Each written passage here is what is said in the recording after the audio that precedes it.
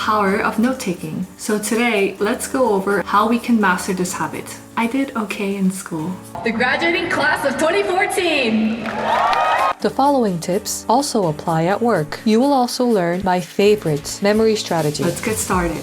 Why do you take notes? I take notes for two reasons. One, to effectively learn the materials, and two, to stay engaged throughout the whole class. We don't have to write everything that's being said word for word. Do you know what's important? In consulting and in business, we use the 80-20 rule a lot and focus our efforts on what actually matters. Also consider recording if that's an option. So English is not my first language. When I was studying at UC Berkeley, I asked the professors whether I could record parts of the lecture for personal use. If you do decide to do the same, make sure to ask in advance. Walk into any local stores and pick something light and not heavy. Here is my evolution of notebooks. I started with binder notebooks, but these are not my favorite because it's harder for you to rip out the pages. So I moved on to use one large notebook with dividers for all my classes. This is super convenient, especially if you don't want to pack and unpack your backpack every day. One drawback for doing this is these notebooks are heavy. You don't want your notebooks to weigh you down. So I transitioned to using multiple spring notebooks with different colors. There are no springs here in the middle, so it will be easy for you to give a page to a friend and flip through your notes. Once I became super efficient with my note-taking, I started using thinner notebooks. Light, compact, and convenient. Oh, and don't forget to grab some scrap paper. At the bare minimum, here's what I carry. A free pencil case I got somewhere, 3 colored pen. Black, blue, and red. I choose a thicker black pen because I find it easier to take faster notes. Right now, here I'm using a 0.7, and the other ones are 0.5. A highlighter, 1 or 2 colors, mechanical pencil, pencil lead, and eraser. I personally like 0.3 because it's nice to take finer notes, and my other pens are much thicker. Here are some optional items that are nice to have. A thick black pen, some post-its, and a whiteout. Let's see these tools in action. You set up the page like this. You might think, why do you need to number the pages? At my job, it's important to number all pages of the PowerPoint presentation so that when someone has a specific question on a page, he or she can reference the page number instead of saying, could you go back to this slide with the photo of this and that? I also prefer writing down how many classes I have left.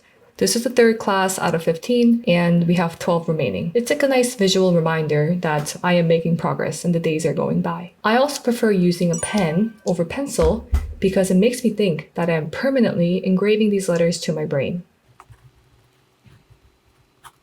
Here, I would use a red pen to emphasize something that will be on the test or I saw in a previous exam question or that I think will be on the test. Now I'm going to start outlining so that it's easy for me to locate something that's related to the spine, the bone, and now we're going to talk about the spinal muscles. I use blue to add supporting details. So for instance, what are some modifications and changes I can make to a flexion position? I can ask the students to gaze below or change the spring tension. So the triangle right here is the capital Greek letter D. I will go over some symbols soon too that will be helpful for you to save time when you take notes.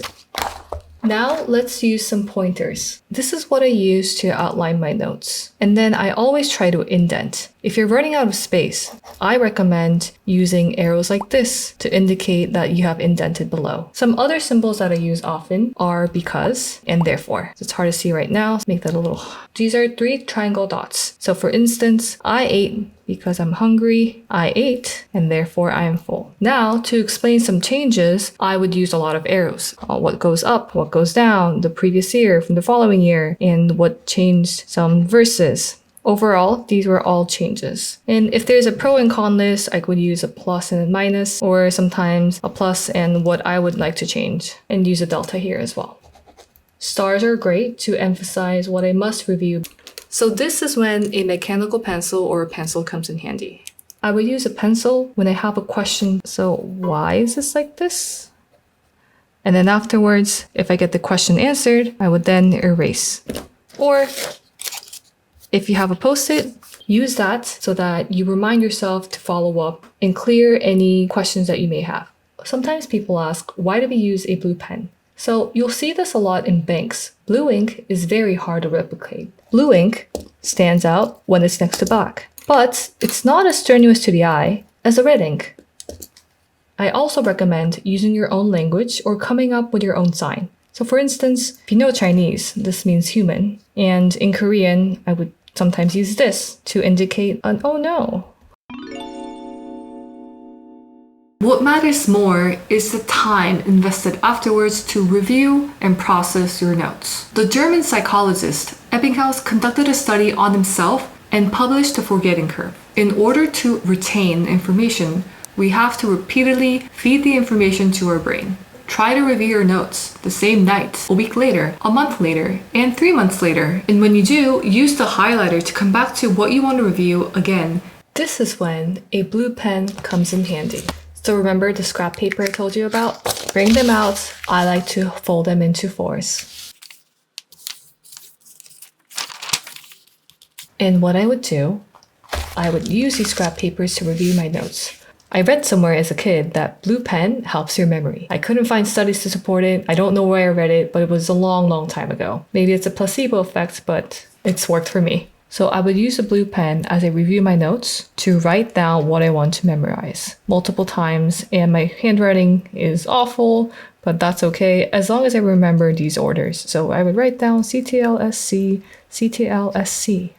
My favorite memorizing technique was using position. We want to understand the bigger picture first before getting into the details. I'll show you what I mean by that. When we review our pages and deck in our team before presenting to our clients, what we would do is we would zoom out and see the bird's eye view by reading the title of each page and understanding the flow first. Another example is, so this is what I had to memorize for my Pilates instructor exam. I had to remember the names of 34 different positions, how to do it, what the modifications are, and the order of all these 34. So what I did was I chunked these information and tried to see if there was any of the 4 consecutive positions that were similar. In my head, I would see that, okay, so these positions were somewhere in the middle, what was next to it, to the left or to the right, above and below. I could piece those information together even if I don't remember all 34. I watched countless of YouTube videos on note-taking and discovered that there are so many different methods out there. The Cornell method, the mapping method, the charting method, the flow, the outlining method. At the end of the day, these names don't matter. The best note-taking method is based on your preference. You decide what's best for you. Whatever method you choose, don't give up. The fact that you finished watching this video says a lot about you. You are ahead of 70% of the people who clicked on this video. Now go out there and do great things. In the meantime, feel free to leave your comments below for your feedback, questions, and any other video requests. Have fun learning and stay healthy.